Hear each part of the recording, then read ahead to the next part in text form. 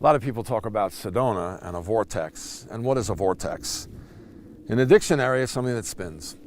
So that's everything. Molecules, electrons, DNA, planets, solar systems, everything spinning. But why is Sedona a vortex, a power spot? Well, there's a lot of reasons. Go back in time, 100 million years ago, when all of that water would tumble off the Mogollon Rim and the ice would melt and it would carve rivers, and eventually the water found its way through cracks and fissures in the rocks and runs underneath Sedona. So a lot of water runs underneath Sedona, and you can't see it, but underneath the red sandstone, there's a rock called redwall limestone. Limestone's really significant because it's an insulator. It's like the coating on a wire. It keeps things in. If you go to the pyramids were probably built hundreds of thousands of years ago by someone else other than Egyptians. And whoever built the pyramids knew that the Nile fills in and ebbs and flows greatly.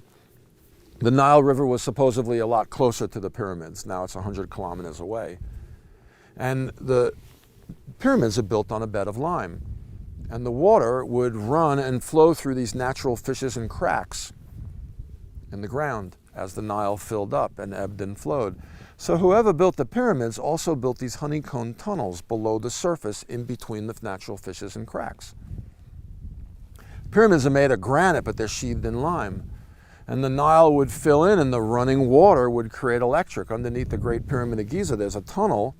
It's possible that they were making electric. And that Ankh was a light bulb. And the sarcophaguses could have been a way that they were actually laying into getting extra electrons to quench free radicals, to cut inflammation, to become healthier, to live longer possibly. The pyramids in the Yucatan. Yucatan's on a bed of lime, but it doesn't have rivers, but it has underground rivers. And the ocean has tides and ebbs and flows and fills up and creates these underground rivers through the Yucatan. Every once in a while there's a sinkhole and it collapses and creates what they call a cenote. And you swim in them, and I've swam in them, and you come out of them and you feel wonderful. Running water, creating electrons. Well, let's come to Sedona.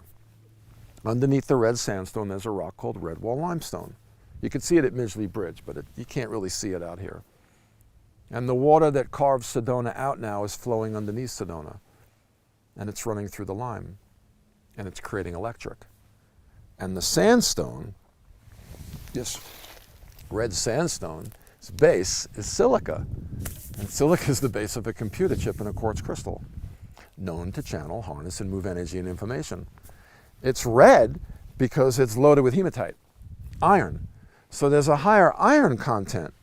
And the higher iron content creates a higher magnetic. And so you have this higher electromagneticness in Sedona. Way out in the west here, you see these lava cones. There's hundreds of lava cones in Flagstaff and Sedona that is not volcanic, but bubbled up and froze. And so Sedona is connected deep inside the earth. And so you have a higher electromagnetic and you have a very deep earth connection.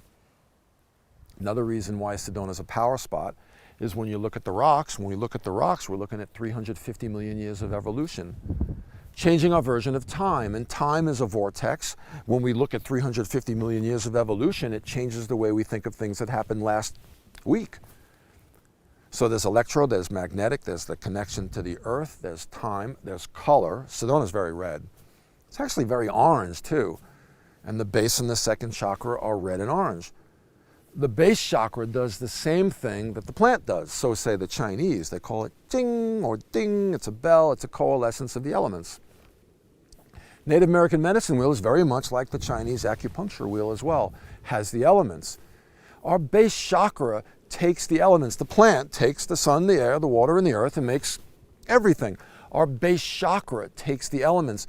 When we're getting enough sun, vitamin D, and we're breathing, and we're outside, we're getting enough air, we're getting exercise, and we're moving the lymphatic system and the immune system.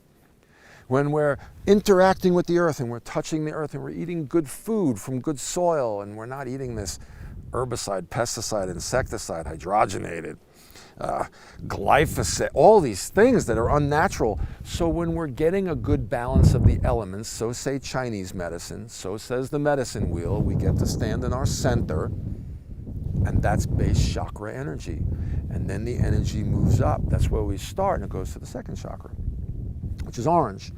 And orange is the relationship chakra and how our relationships are. And when our relationships are not working out right, then our digestion is all whacked out. And then the third chakra is yellow, fire. That's related to East medicine. Sedona is red, orange, yellow. Sedona is an uplifting energy. Color therapy says that it could awaken our chakras. So says color therapy. Our heart chakra is green, the plant's green. When we love the plants, we love the earth, and when we eat leafy greens, it's good for our heart, lung, and circulatory system. And isn't it amazing that our heart chakra is green like the plant? And when we start loving the plant, we move from our lower three chakras, we move from our Darwinian, from our survival of the fittest, and we start opening our heart and realizing that we're part of everything. And that everybody's our brothers and sisters. And then the fifth chakra is our throat, and it's blue, and the sky is blue, and the air is blue because the wind is blue, because the sky is blue, and our throat chakra is blue, and oh my God, who thought of this?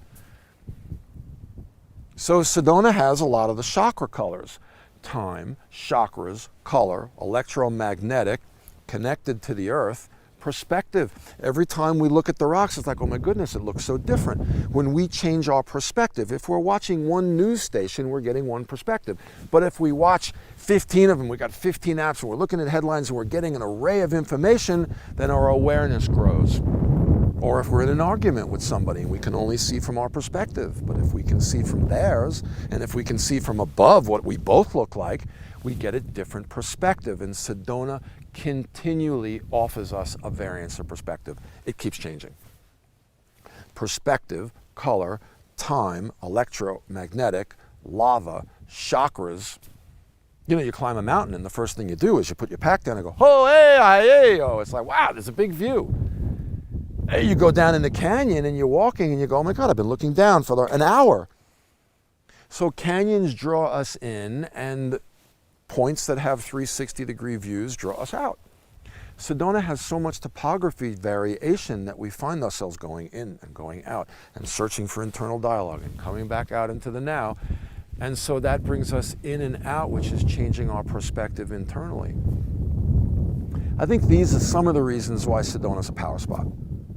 We also talk about, you know, when you open your eyes into a wide-angle gaze and you listen to the outside sounds and listen to your breath and feel your skin and use the senses to the outside, it brings us present. Well, Sedona naturally does that. She's so beautiful, she naturally draws us out visually. Auditorily, it's quiet, so we come out. The air feels different.